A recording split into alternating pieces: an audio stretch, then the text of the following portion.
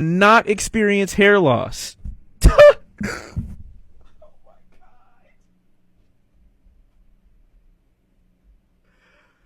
You have no idea. Apples to oranges. Yo, why does this video keep showing up in my shit, man?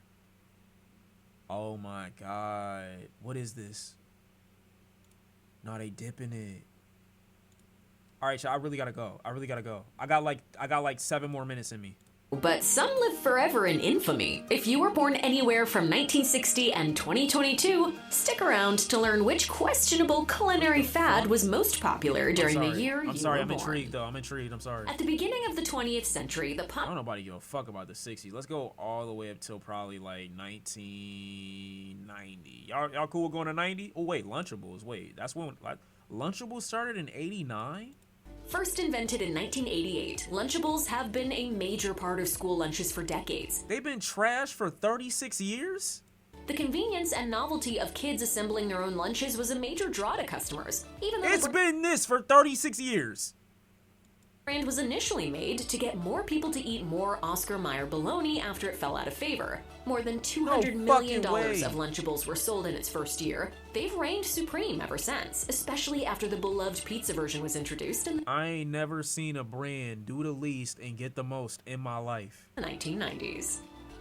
Warheads are more of a candy challenge than I fuck with Warheads crazy. they are an indulgent treat. This the sour thing. candy, which was invented in Taiwan in 1975, This my thing, I'm sorry. but didn't make it to the US until the 1990s, is not for those I'm with sorry. picky palates thanks to a secret outer coating on every piece. We locked in. Warheads have long been the first choice for friends trying to impress each other with food-based dares. This will actually make you make the face that's on the thing, man.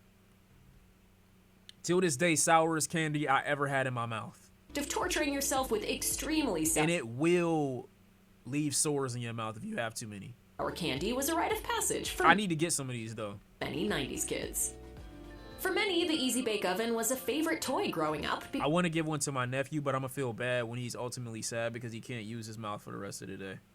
Because it could produce actual food. It was invented in the 1960s and sold by Kenner, But it's a but rite it of saw passage. great success in the 1990s with the expansion of baking recipe sets created in partnership with major food brands. In 1991, toy company Hasbro took over Kenner and started a resurgence. Shit look ass. In 1993, Easy Bake Oven revamped its design to resemble a mini microwave with How many kids got cancer because of this? Let me know.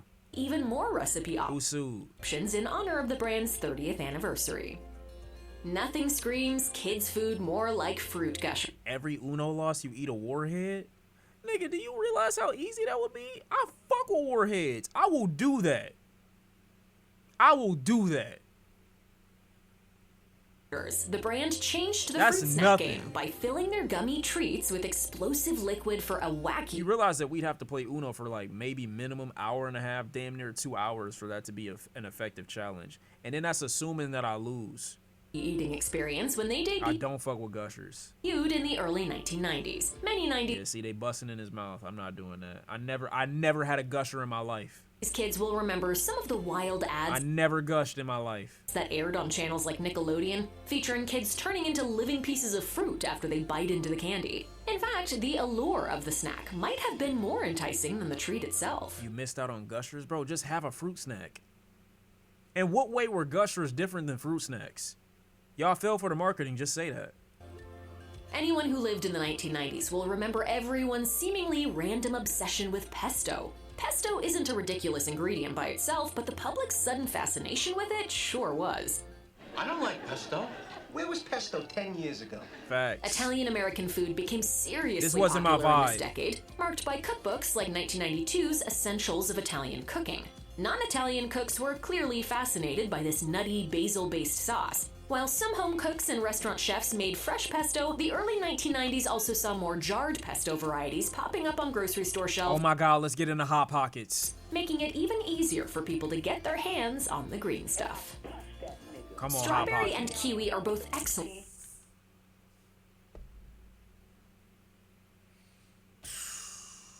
flavors, but people only seemed to realize how well the two go together in the early 1990s.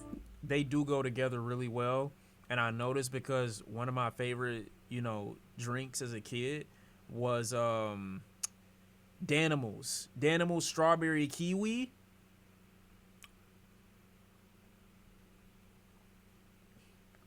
That was when Snapple introduced the public to the flavor, which became the brand's most popular in 1995. It soon started being produced by other drink brands like Capri Sun and Arizona. Strawberry kiwi is perhaps not as popular now as it was back then, but it's still present in— It's still banging this house. My nephew fuck with it. You gotta keep it in the family. Plenty of products to remind people about the heady drink days of the 90s.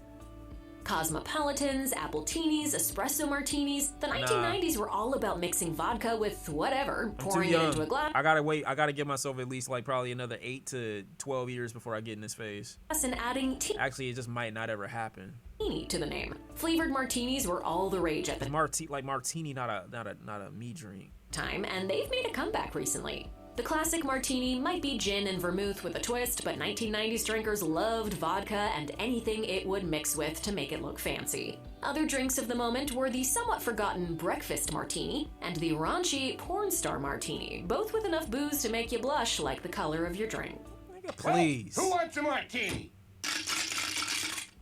No dessert exemplifies 1990s fine dining more than chocolate lava cake, a lush, decadent treat with a molten center that would burn your tongue if you didn't give it a minute to cool. The dish found its footing in 1980s restaurants and would end up becoming truly inescapable just 10 years later. I like this. I do. I always like this. Nowadays, it's still common to see restaurants offer a version of chocolate lava cake, but the dish fell out of fashion in the 2000s, along with many of the fads from the previous decade.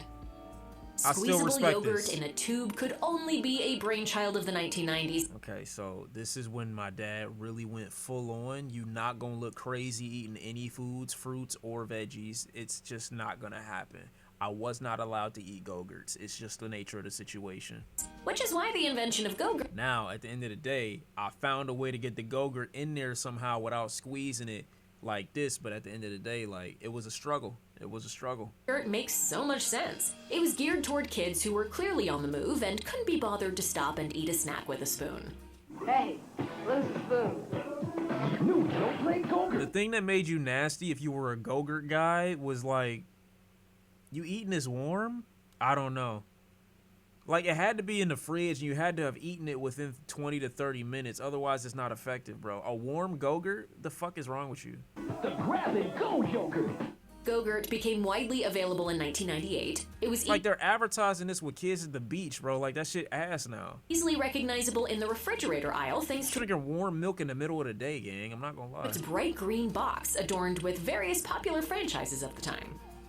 Culinary foam is a controversial subject, but there's no denying that its main goal is to get people talking about food. Chef Ferran Adria wowed 1990s diners by incorporating savory culinary foams into his dishes. Yeah, nigga putting seizure liquids on niggas' food, I'm good. The trick took off in fine dining restaurants across the globe, but became cliche by the end of the 2000s. Now, foam is still here and there on restaurant menus, but it never had another major moment like it did at the end of the 20th century. Nah, I'm cool, bro. Y2K kicked off with a bang thanks to Heinz totally— The fuck? Colorful what? Condiment yeah, I'm glad we lost this. That is ketchup. In July 2000, the brand green ketchup, bitch? Ew. Released its Easy Squirt ketchup. Ew! Which came in unnatural colors like green and purple. It was yeah, I'm glad this went out of style. A gimmicky attempt to reinvigorate ketchup, but visually it was a bit unappetizing. Niggas making pretty patties in real life. Kill yourself. The green ketchup was the first to debut in a promotion for the animated film Shrek, but the novelty wore off by 2006 when Easy Squirt was discontinued. For 90s kids, though, this condiment remains hard to forget. Red Bull has been around since the 1980s, but it didn't make its US debut. I'll be honest, chat. It is what it is. There are certain things I've never had, and along with strawberries, I've never had a Red Bull. Never had a Red Bull, bro. Look, when I was younger, I was taught, you know what I'm saying, it's certain things that you just don't need. You know what I'm saying? So I was never introduced to it. I never had it. It is what it is. It is what it is. I want to try one every now and again, but it's just not necessary. Now, you don't give me too much credit, though, to be fair, because I've had 5-hour energies before. I'm pretty sure Red Bull is significantly less bad for you, even though it's still bad. Just putting it out there. Until the late 1990s. In the 2000s, Red Bull became a popular mixer for clubbers who wanted a caffeine boost to fuel long nights. I had a couple Red Bulls. You ever had a Red Bull? I never had a Red Bull before, but I had a Red Bull last night. I really like Red Bull. By 2001, Red Bull celebrated its billionth can sold, and it was just... It looks like piss and tastes like trash. Red Bulls are 5 hours. Like, what do you mean? Getting started. The massive interest in energy drinks led to the creation of Monster in 2002. The beginning Never had a Monster. of the decade also saw the birth of the 5-hour energy shot. While God experts damn it! have raised Fuck! concerns They saw about the me. health risks They of see too many me. energy drinks. It wasn't enough to stop determined partygoers and night owls who ran on the stuff. You're drinking this at a party? Why?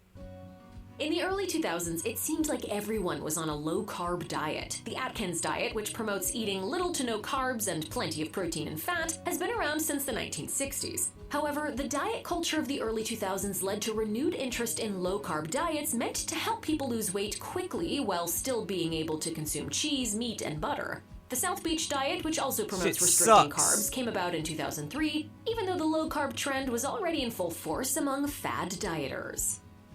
There was a period in the early 2000s when bacon seemed to appear in and on everything. The cookbook It still does. I still see bacon on everything, at least fast food related. Everything Tastes Better with Bacon was released in 2002, while It does though. in 2003, retail bacon sales reached more than W pigs. $2 billion.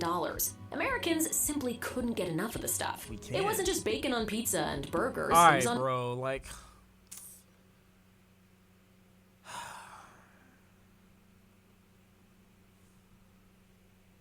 it's just like, dude, what are you doing after a certain point, man? I showed y'all the white Reese cup, bro. Like, come on, man. Like, what's going on, dude? donuts, in milkshakes, and even dipped in chocolate. The boom played Chocolate covered bacon with sprinkles on top? You fat bitch. You don't want to be here tomorrow, bro. That's what you telling me, bro. There's other ways to end it. itself out after a few years, but not until after the bacon trend expanded into merchandise that included Why is bacon bits on a donut, bro? A glazed donut. bacon-themed clothing and bacon-flavored everything. Every fall, it seems as if pumpkin spice mania is upon us I like this. I like this trend. This era was nice. yet again. The early 2000s were Especially during the intro Halloween and fall time coming around. Like, yes, this is beautiful. an extra special time for pumpkin spice, as Starbucks first Yes. released its famous pumpkin spice latte in Yes, 2003. yes. The drink remains a popular Till this day, I've never had a drink at Starbucks. No, I'm not saying that because I feel like it give me brownie points, even though it does. I've just never had Starbucks. seasonal fad, but it was a true phenomenon those first few years, as everyone discovered the warm embrace of a PSL.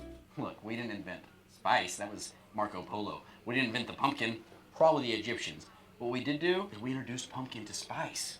The flavor also had a viral moment. Oh my God, Chad, when I was in Puerto Rico, this girl at my hotel, she was so nice to me, bro. She made me coffee every fucking morning. It was the greatest coffee I've ever had. I've been thinking about going back solely for the purpose of having her make me some, man. Oh my God, and I'm not even a coffee drinker. I woke up every morning to go see her for the 5-6 days I was out there just to go get a swig of what she had in her shit.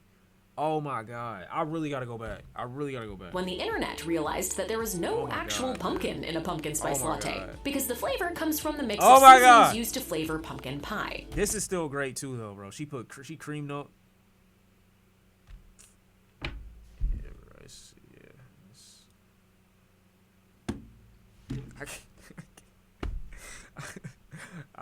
I just can't even. Yeah, it's something.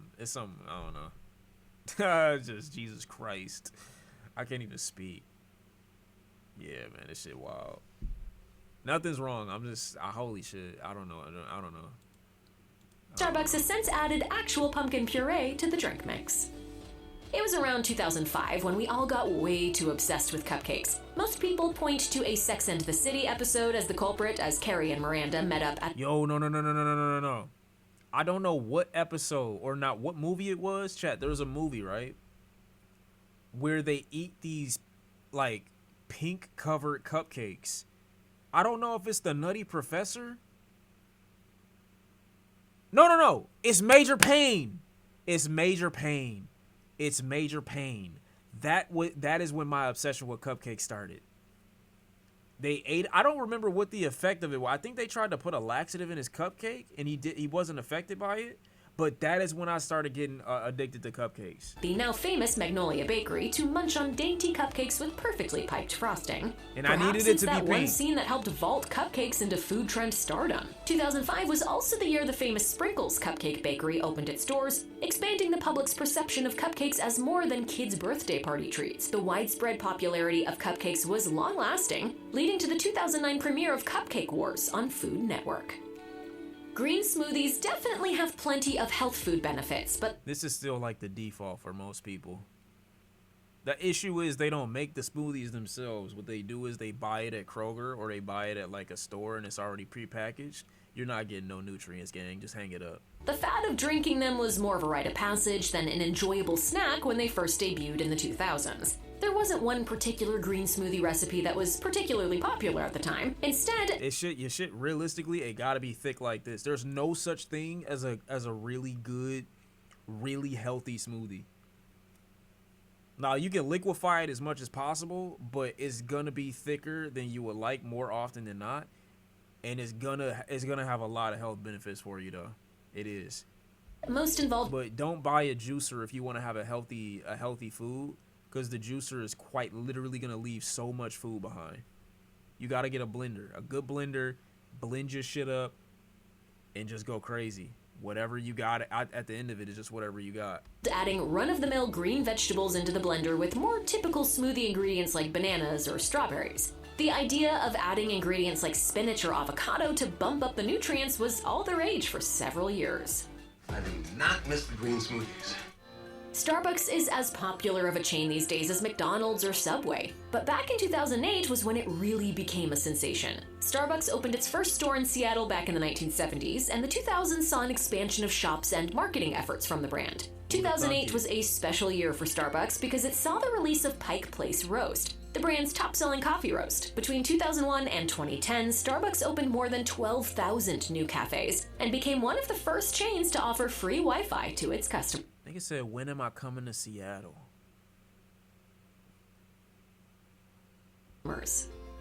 You know, I used to want to live in Seattle when I was a kid, primarily because I knew they didn't get severe weather, and I was terrified of thunderstorms when I was growing up. Thanks to TV shows like Cake Boss and Ace of Cakes, many parents felt the pressure to either bake or buy elaborate cakes for their kids' birthday celebrations and beyond. Extreme cakes were all the rage at the end of the first decade of the 2000s, when the public learned that a celebration dessert can be much more than a regular sheet cake with sprinkles. I know they have thunderstorms there too, but they don't have severe weather as they did where I lived at the time. One day, it was a tornado warning when I was home alone. Oh my God, I freaked the fuck out.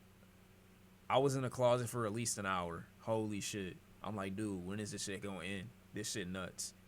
And I couldn't, like, it's not like my people could come home in the house while I was there. They had to stay where they were. So I was just stuck, like, home alone with a tornado above me almost, technically. 2009 was the year that really kicked off the ridiculous fad of extreme cakes, as that was the year that the ultra-popular Cake Boss series premiered on TLC. The fuck, a gigantic taco? Yeah, I'm about to lead a vid.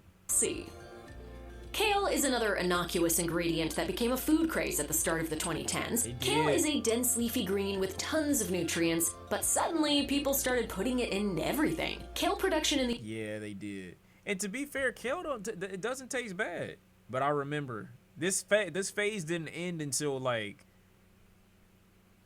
I want to say it lasted about a decade. The US grew 60% between 2007 and 2012 to keep up with the demand for kale smoothies, kale chips, and kale salads. The ridiculous fad can be blamed on savvy PR work courtesy of the American Kale Association, which pushed grocery shoppers into believing that kale needed to be included in every dish possible. They got kale chips too, by the way. Guess what the new spinach is? Radicchio? Kale. No. I know, I was just as blown away as you are. Many 21st century food Yeah, nah, I'm not getting with this. Abso-fucking-lutely not. Cake pops. Yogurt wasn't frozen exactly yogurt. a food fad of the 2010s necessarily, but the act of going to the yogurt shop was a common pastime. Popular chains like Pinkberry and Menchie's got their start in the 2000s, and it took a few years for self-serve froyo What does that mean? to have its major moment. The number of frozen yogurt stores in the US more than doubled between 2009 and 2014, when sales continued to increase year by How is this not ice cream? a year. Peak popularity came in 2012, after which the craze died down significantly. However, many people still remember the years around 2012 as ones where they hung out at Because it's yogurt. But it's frozen yogurt. froyo shops with friends. Yes, I know technically yogurt's not ice cream, but like, how is the concept any different? People love frozen yogurt. I don't know what to tell you.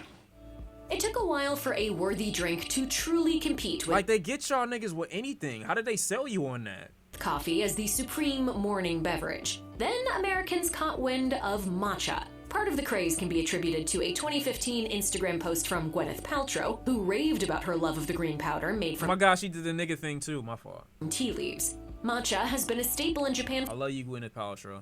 for centuries, but it took US consumers a bit longer to catch on. Yeah, they were drawing penises in their tea and their coffee for whatever reason. Some people were likely influenced by social media to try matcha and keep up with the trends, but were quick to go back to their daily cup of coffee to fuel their I'm just mornings. saying. Others were permanently hooked. One of the most prevalent food trends of the 2010s was the explosion of avocado toast. By 2016, countless people in Jesus Christ. the US had discovered that avocado tastes amazing smashed on toast, This was an inescapable era.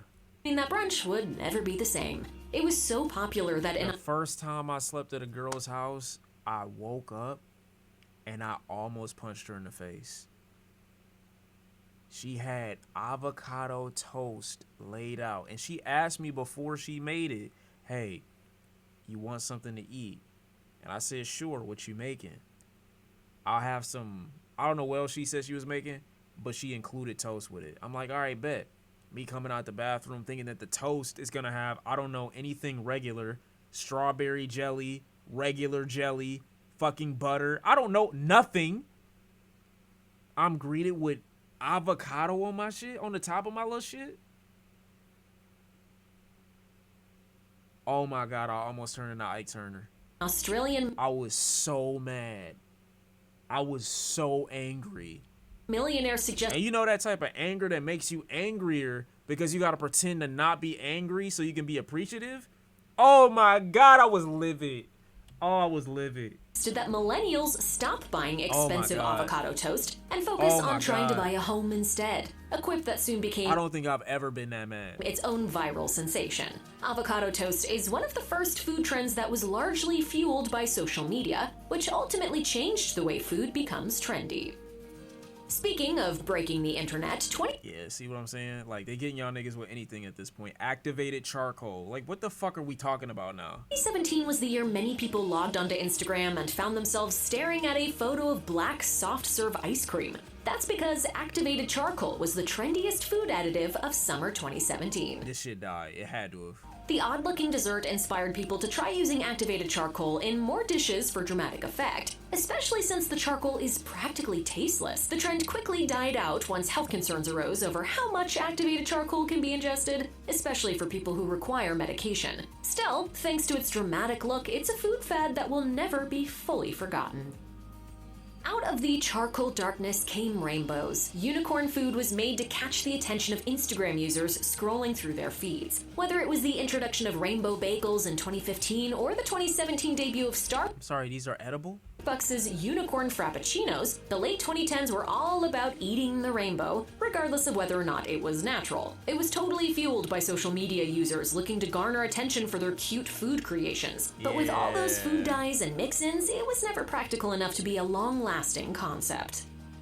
Freak shakes were another impractical late 2010s fad that was made solely for views. This dessert is basically a loaded milkshake topped with anything and everything sweet, like candy, whipped cream, fruit, and even baked. We doing anything at this point, bro. I never understood stuff like this because obviously it's fun to do, but like, how are you really gonna eat this, man?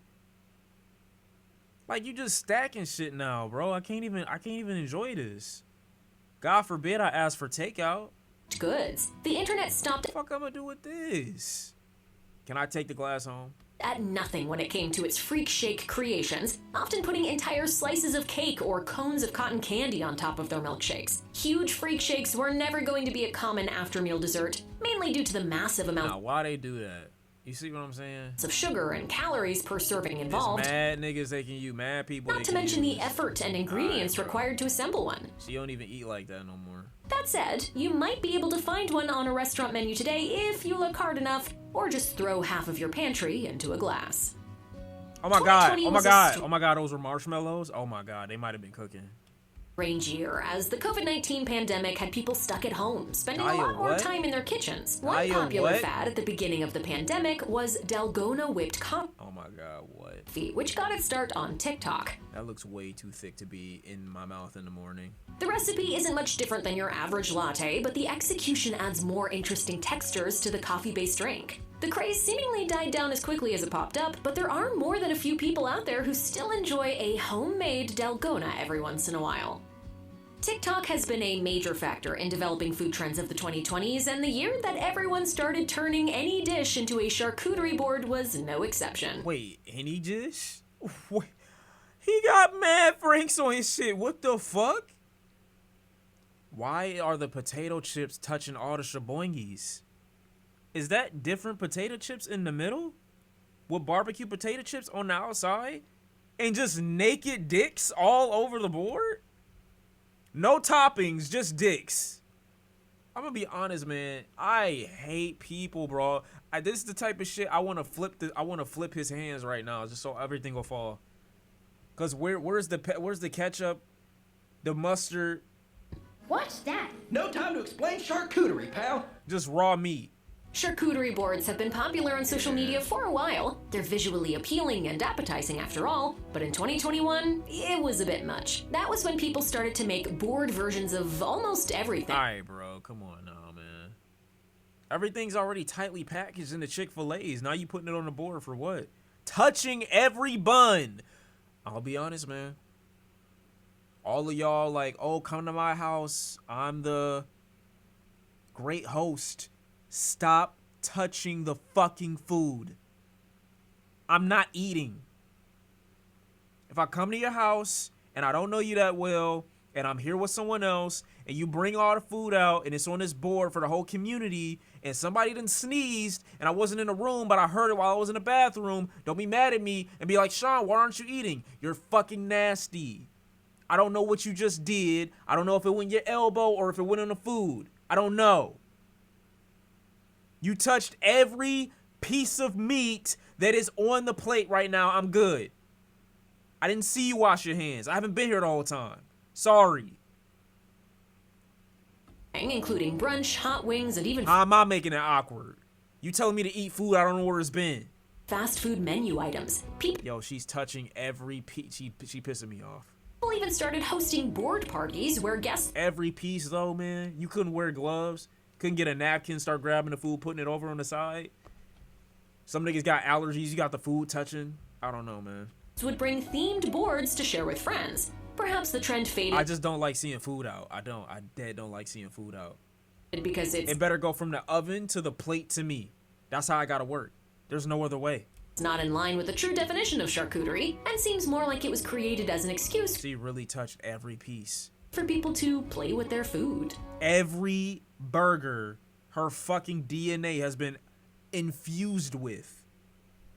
You not just eating random meat, you eating her too. You probably weren't born in 2022. Oh my god, no, please. I'm sorry. Everything else I've said has been a lie. I feel so bad for Pink Sauce Girl.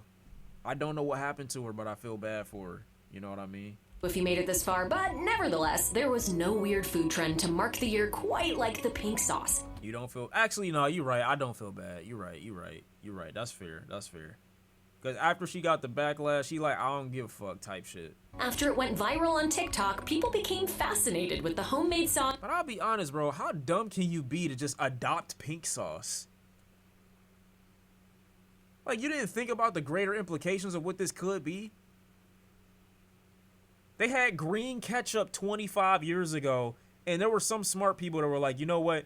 Green ketchup probably don't seem like the best idea. Even with approval, like, why would I try that?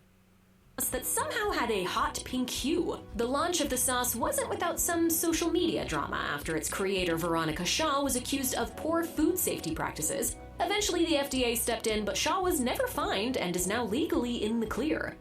Yo, so they're still eating pink sauce? I've never seen pink sauce in a store before. So y'all let me know next time you go to Kroger, you know what I'm saying? Any stop fresh in time. Yeah, I remember, you know what they should have had on here? Whole Foods. Whole Foods should have been like one of the years here. It probably would have been like between 2018 and like 2021 or some shit like that. No one goes to Whole Foods anymore though, for whatever. I mean, I feel like I could guess a couple reasons, but like, you say Trader Joe's more? I fuck with Trader Joe's. They're cool from time to time. I was going to Whole Foods since before Amazon bought them. I did forget about that. You go there for grapes? I haven't been to Whole Foods in like 6 years. Actually, maybe longer than that. They used to be like my little go-to for a little minute. You like Aldi's? Aldi's they can be alright. Aldi's inventory fucks me up though. Like, they never have anything at the stores. Like, they have enough of what you need to make food, but like just that, I feel like. Like, they got some essentials, but like, I feel like they need bigger inventory. That's really all. Whole Foods in the hood has the best food. Where do you know of a Whole Foods in the hood?